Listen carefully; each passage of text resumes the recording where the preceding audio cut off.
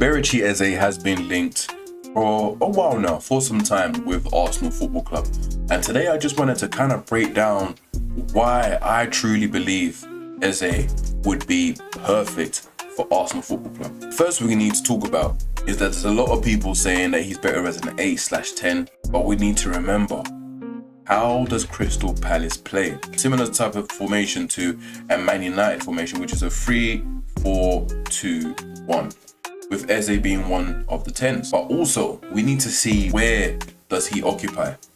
And if we could look at his heat map, you're able to see this guy loves to be on that left channel position, but you can also see on the heat map that he loves to build up play. He loves to be a part of building up the players. So you can see that not only is he more attacking in that heat map, he is also occupying that lower left-hand channel towards his own defensive third. Now, if you compare it to Martinelli's, he is more left and more down the wing as a traditional winger. But what you can see if you compare the two is that in the central areas, especially in the final third in the opponent's box, Eze does have a bit more going on there. And it's weird because the most conventional winger is indeed Martinelli, but who makes things happen more?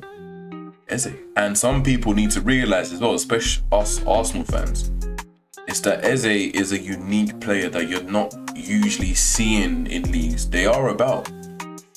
Sometimes the only person I can really kind of compare him to is like a Foden, who can play on the wings, but he's not as good as playing on the wings. He's more naturally playing in the natural central positions. But someone like Eze, he starts off in the center and then he drifts wide.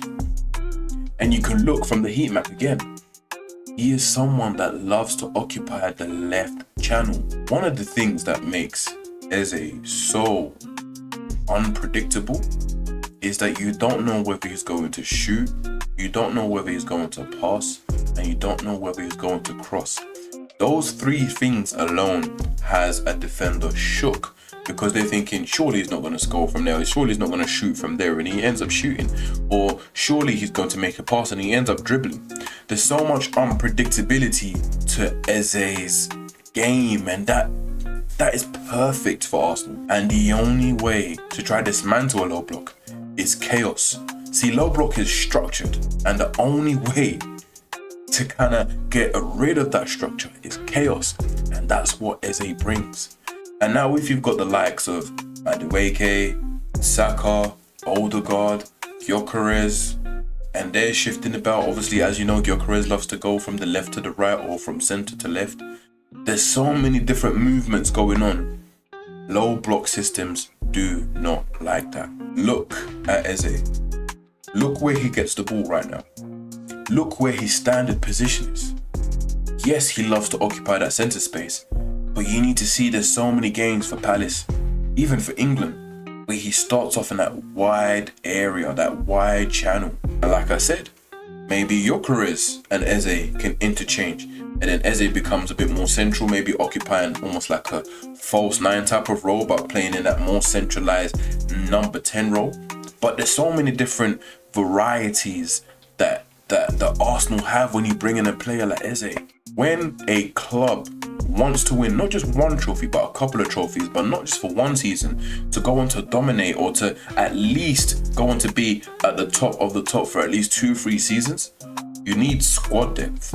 And that is something that Arsenal have not had in years. We've had a bare starting 13, 14 maybe, but after that the quality begins to decrease. So again, bringing in someone like Eze, and I'm not disregarding Martinelli, by the way, because I still think he can make things happen in his own way. He has a unique skill set as well. Not a unique skill set, but he has a skill set that can try and help us in certain games. More of a traditional winger. Sometimes we need it to become dangerous, to become feared. I want defenders from the opposite team to be fearful, to be scared of players like Eze, like Gyökeres. They're scared of Saka, but that's the only player that they're scared of. They're not scared of Havertz. You know, they respect Odegaard. I want to go quickly, very quickly, and go to Rodrygo. Now, From what we're hearing, Rodrygo's most likely to go to Liverpool, especially if Liverpool get rid of Diaz, or especially if Diaz wants to leave Liverpool. The majority of the fans that believe Rodrygo is the answer on that left-hand wing, and I agree, Rodrygo is. But personally, I just don't think that he's going to come to Arsenal. Let's compare it nonetheless. And you can see when we're looking at the stats, passing, you can see that they're really similar. But if we go to the shooting abilities, it shows you that Eze is not that far from that. And remember, Eze is not known for his goal scoring abilities. He's known for his creative abilities. But he is so dangerous when it comes to shooting. And he loves to cut in from that left-hand side, whip a nice finesse curling shot to the far post. And remember what I said before, unpredictable.